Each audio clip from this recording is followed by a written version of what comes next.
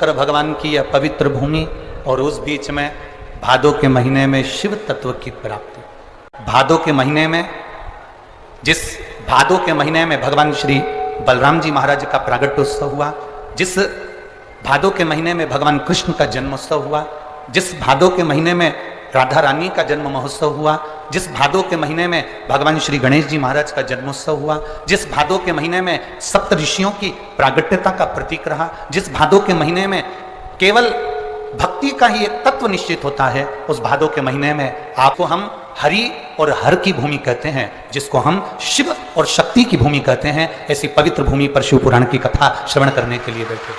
काम हो रहा है, मेरा क्यों नहीं हो रहा? तो विश्वास रखकर 5 सोमवार, 6 सोमवार, 7 सोमवार इसको कर देखिएगा। गणेश जी का स्थान जहां से पानी बहता है उसके सीधे हाथ तक, वहां पर एक बेलपत्र समर्पित कर थोड़ा सा जल वहां समर्पित करिए। षडानंद कार्तिकेय का स्थान एक बेलपत्र समर्पित कर थोड़ा सा जल वहां समर्पित करिए। अशोक सुंदरी का स्थान थोड़ा सा जल समर्पित करने से पहले एक बेलपत्र, फिर जल। 3 स्थान।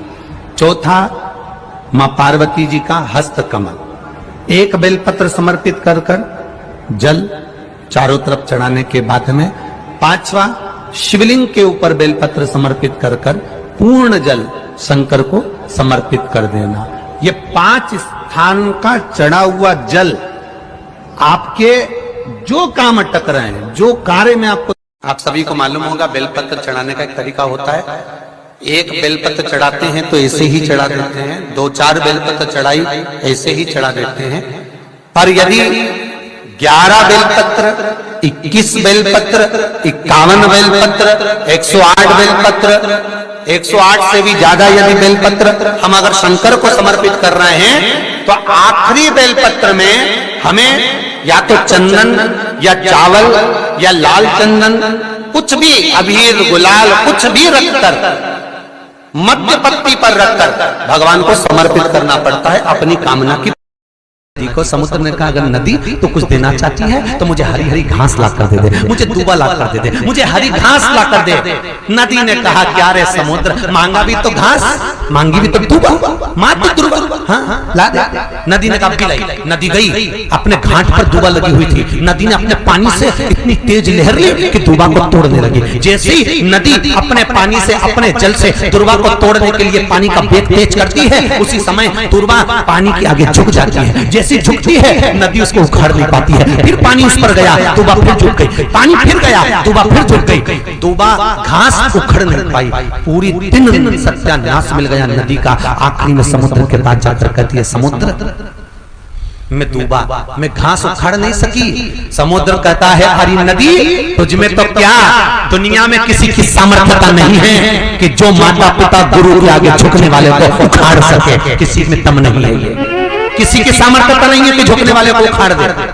आप झुकते रहो, प्रणाम करते रहो, नमन करते रहो, साष्टांग करते रहो, आप परमात्मा के आगे झुकते रहो, गुरुजन के आगे झुकते रहो, बड़ों के आगे झुकते रहो। जिंदगी में किसी में दम नहीं है कि आप उखाड़ कर फेंकते। झुकने की आदत तो डालो, प्रणाम करने की आदत तो डालो।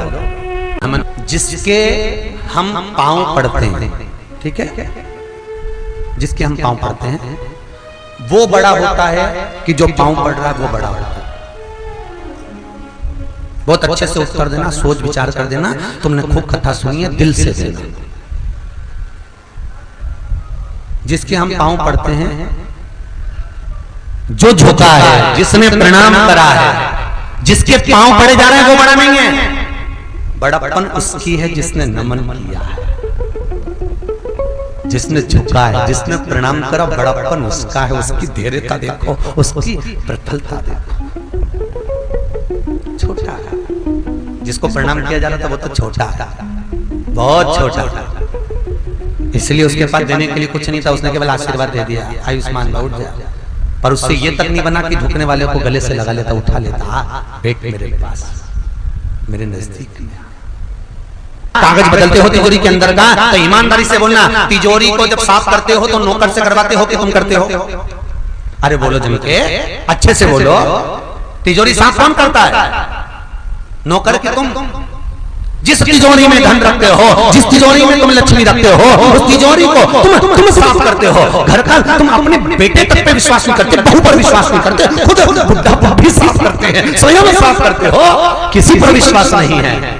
तो जब घर की तिजोरी तुम साफ करते हो तो घर के माता पिता भी वो तिजोरी हैं जिसकी सेवा बेटों और बहुओं को करना चाहिए, क्योंकि रखी हुई तिजोरी का माल तो एक दिन समाप्त हो जाएगा, पर बूढ़े माँ बाप का अगर आशीर्वाद मिल गया तो घोड़े के भी दिन फिर जाएंगे और करोड़पति बन जाएगा। करोड़ बड़ी बीमारी भी दिख रही है कि शरीर के अंदर आ गई, थोड़ा दिन दुर्वा को लाइए। क्या लाओगे? जम के बोलो जरा। दुर्वा। दुर्वा देखिए सब लोगों ने, दुर्वा। दुर्वा के नीचे का जो भाग होता है, जब आप दुर्वा तोड़ेंगे तो ऊपर हरा हरापन रहेगा, नीचे थोड़ा थोड़ा हल्का हल्का सा पीलापन रहेगा, सफेदपन रहेगा, रहता है उसमें। दुर्वा को तोड़ते हैं तो जब दुर्वा आप लेकर जाएं, देवादिदेव महादेव की अशोक सुंदरी वाली जो जगह है, उस अशोक सुंदरी वाली जगह पर 7 दुर्वा का बल आप अशोक सुंदरी वाली जगह पर किसी भी सोमवार को समर्पित करें और उस दुर्वा को उठा कर लिया। 7 दुर्वा 7 दिन तक उसको गीले कपड़े के अंदर अच्छी दबा के रख लें और 7 दिन एक दुर्वा प्रतिदिन खाली पेट उसको खाना चबा चबा कर प्रारंभ करिए। और शरीर में अगर कमर में भी दर्द है, घुटने में भी दर्द है और पीठ में कंधे के पास अगर दर्द है, 7 दिन खाकर देखा। ये दुर्वा जो उत्पन्न हुई है, इसमें इतना बल कहां से आ गया? शंकर भगवान बोले रे, ओ इंद्र, तुम्हारे अमृत से भी बड़ी प्रबल है ये दुर्वा।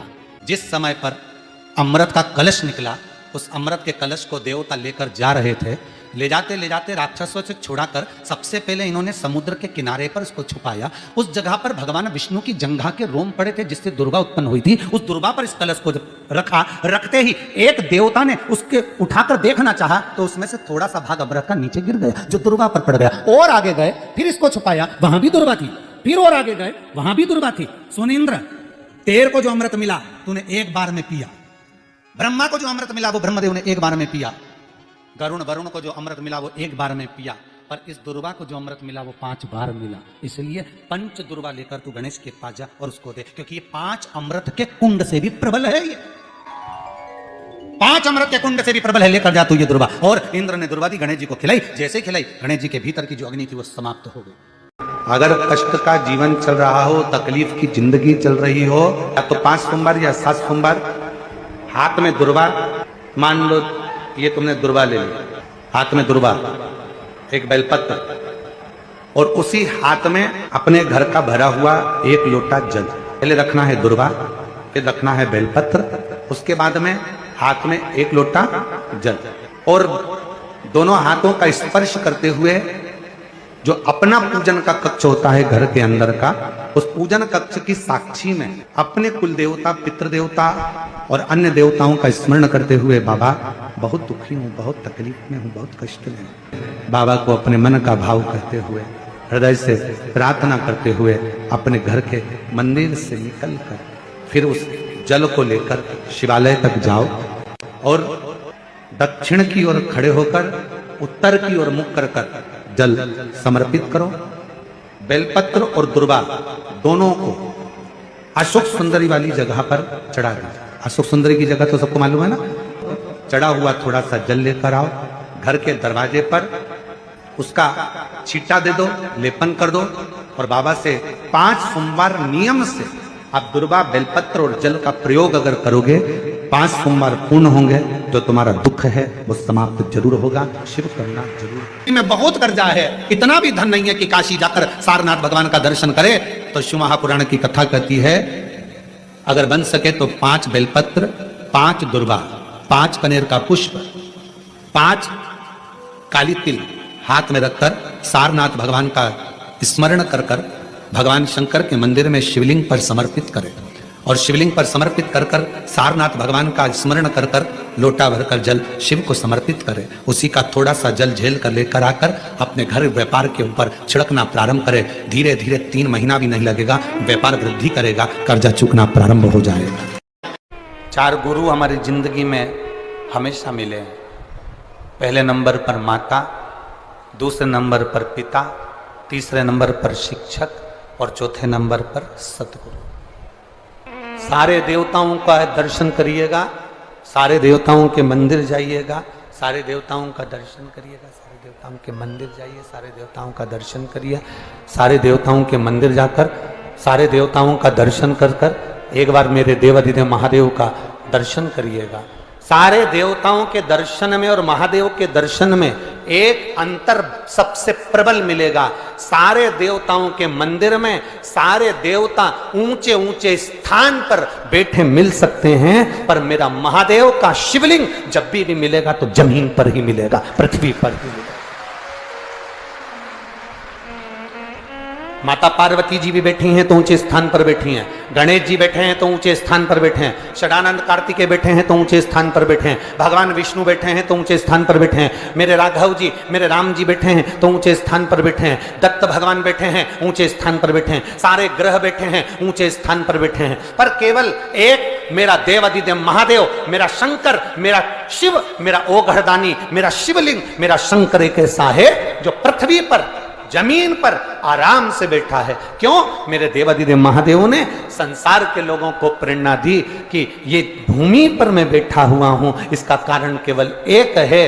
ब्रह्मा ब्रह्म लोक में रहते हैं, भगवान विष्णु बैकुंठ लोक में रहते हैं, शिव कहते हैं कि मैं मृत्यु लोक में रहता हूं। और सुनो, जो मृत्यु लोक में रह रहा है, अगर तुम्हारी बहू जो तुम्हारे पास में रह रही है, तुम्हारे ऊपर तकलीफ आई, तुम्हारे ऊपर दुख आया, तुम्हारे ऊपर कष्ट आया, तुमने अपनी एक बहू जो कि नागपुर में रह रही थी, एक बहू जो पूना में रह रही थी, एक बहू जो इंदौर में रह रही थी, तुमने फोन लगाकर उस बहू को अपनी तकलीफ बताई कि मेरी छाती में दर्द हो रहा है, मेरे घुटने में दर्द हो रहा है, तो वो जो बाहर बहू रह रही है वो कहेगी मम्मी डॉक्टर को दिखाने चले जाओ, और जो पास में बहू रह रही है वो तुरंत दौड़ कर आएगी और मल्लम लगा कर जाएगी। कितना भी लड़ाई हो गई हो, कितना भी विवाद हो गया हो, पर तुम्हारे ऊपर अगर तकलीफ आएगी तो जो पास में बहू रह रही है, भले बोलचाल नहीं हो, फिर भी वो आकर खड़ी हो जाती है। उसी तरह ब्रह्मा ब्रह्म लोक में, भगवान बैकुंठ लोक में, और मेरा शिव मृत्यु लोक में है। तुम जब बुलाओगे मेरा शंकर उसी समय पर दौड़कर तुम्हारे पास में आकर खड़ा हो जाता है, क्योंकि वो मृत्यु लोक का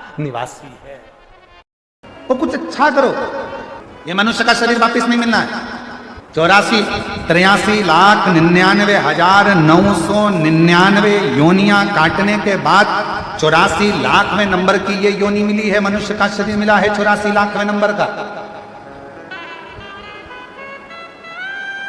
और इससे पहले जितनी योनियां थी, खटमल बने, मच्छर बने, झिंगुर बने, छिपकली बने, चूहा बने, मुर्गी बने, बकरी बने, मेंढक बने, कीड़ा बने, ना जाने कितनी कितनी योनियां आपकी और हमारी पूर्व में रही होगी।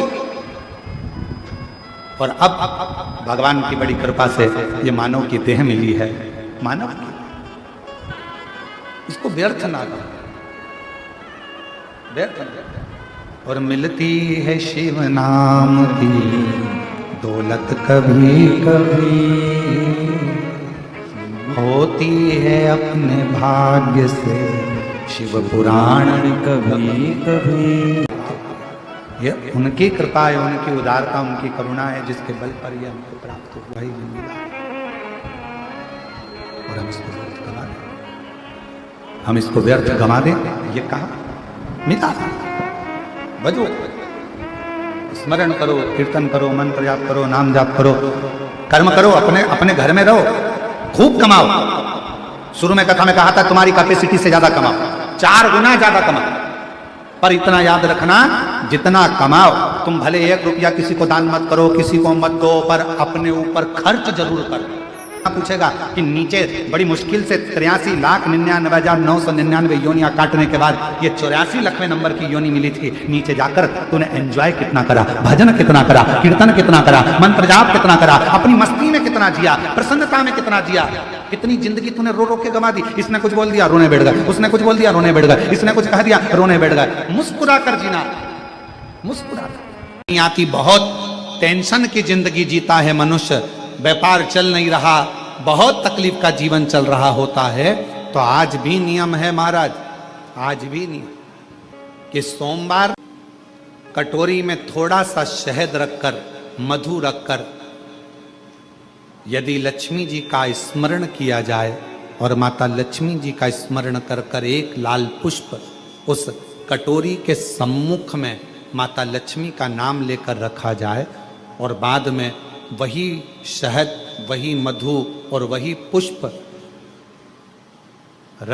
सोमवार का लक्ष्मी का पूजन कर कर, स्मरण कर कर, दूसरे दिन सोमवार के दिन पूजन करें लक्ष्मी जी का स्मरण कर कर, और मंगलवार के दिन अगर विसर्जन करें, 5 या 7 सोमवार या शुक्रवार को यदि आप मधु का भोग लक्ष्मी जी को लगाना प्रारंभ कर दें, शिव का नाम स्मरण कर कर, तो उसके घर में कभी संपदा की कमी नहीं होती, लक्ष्मी उस संपदा को बढ़ाती है। और हम तो यहां तक कहेंगे, प्रयास करो, अगर आपके घर में छोटा सा शिवलिंग विराजमान है, आपके घर में अगर छोटा सा शंकर जी का शिवलिंग है, छोटा सा शंकर भगवान का शिवलिंग है, या आपके घर में कुबेरेश्वर धाम का कंकर है, और आपके घर में यदि शंकर भगवान का शिवलिंग है, या सीहोर का रुद्राक्ष हो, या शंकर भगवान का शिवलिंग हो, या कंकर शंकर हो, तो निवेदन है जहां पर भी शिवलिंग आपके घर में विराजमान है, अगर छोटी सी कटोरी में एक बेलपत्र को आप नीचे रखिए, छोटी सी कटोरी उस बेलपत्र के ऊपर रखकर उसमें थोड़ा सा मधु, शहद, शंकर भगवान की साक्षी में शिव जी के सामने, धीरे संपदा की वृद्धि अपने आप होना प्रारंभ होगा। मधु, देवी भागवत का यह प्रसंग है, छठे स्कंद का 16वां और 17वां अध्याय देवी भागवत का वर्णन करता है। मां लक्ष्मी पृथ्वी पर आ गई, रात्रि को देखा कहीं स्थान नहीं, एक बूढ़ी के स्थान पर, बूढ़ी के दरवाजे पर जाकर विनय करी, शहद मधु पाने को मिला, वर दे दिया, मैं तुझे वर देती हूं, तेरे घर में कभी संपदा की कमी नहीं आई। तूने मुझे मधु दिया है, तूने मुझे शहद दिया है।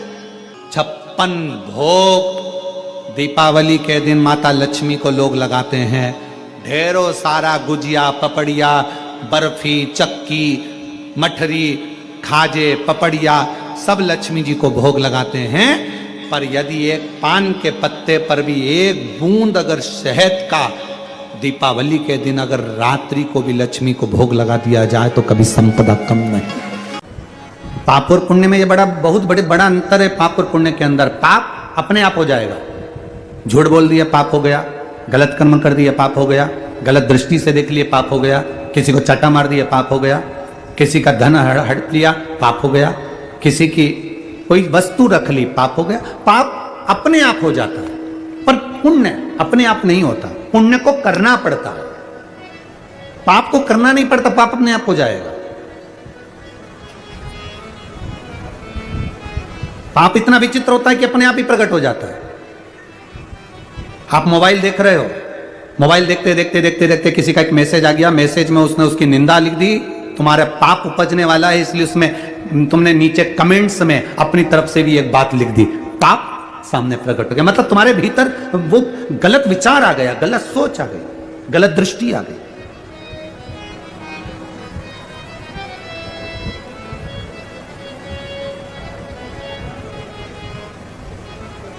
पाप अपने आप हो जाता है, पर पुण्य अपने आप नहीं होता, पुण्य को करना पड़ता है। पुण्य को करोगे तो पुण्य होगा। किसी को भोजन कराया, भूखे को भोजन कराया, प्यासे को पानी पिलाया, तुमने अगर पुण्य कमाया, पुण्य की कमाई आपको खुद करना पड़ेगी, पर पाप अपने आप हो जाता है। पाप को वो कहते हैं ना, अंदर जो भरा होता है वही, जो अंदर भरा है वही, उसी की डकार आती है, जो अंदर भर रहा है।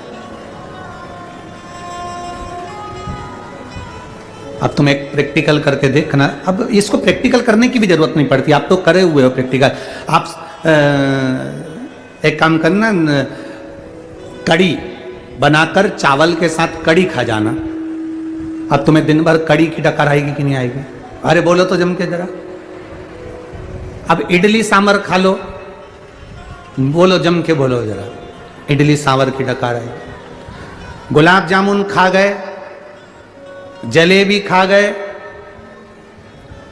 पानी पतासा खा गए, पानी जो अंदर भरा है डकार उसी की आती है। जिसके अंदर ईर्ष्या भरी होती है वो 24 घंटे बुराई में लगा रहता है, क्योंकि डकार उसी की आती है, डकार आती है।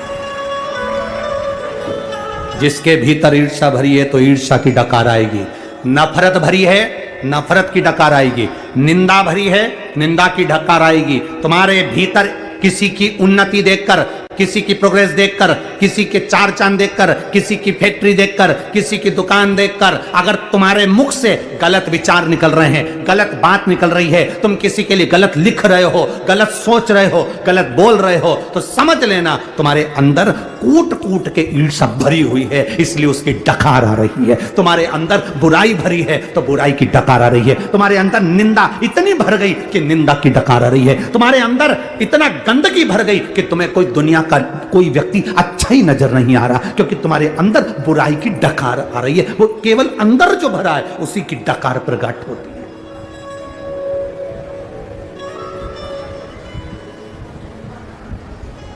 कभी कभी कोई अगर आपको गलत लिखे तो आप उसका जवाब मत देना, बस इतना समझ जाना कि डकार आ रही है। इसके अंदर ईर्ष्या कितनी भर गई जो डकार आ रही, गलत लिख रहा है, गलत सोच रहा है, गलत विचार कर रहा है, गलत दृष्टि रख रहा है, गलत विचार से सराबोर हो रहा है। उसके अंदर भरा कितना है, उसके अंदर भरा क्या है। और जिसके अंदर भगवान की भक्ति भरी होती है उसके मुख से जब भी निकलेगा जय सीताराम, जय श्री कृष्णा, ओम नमः शिवाय, श्री शिवाय नमस्तुभ्यम। हर हर महादेव। हमारे चैनल पे आप सभी का स्वागत।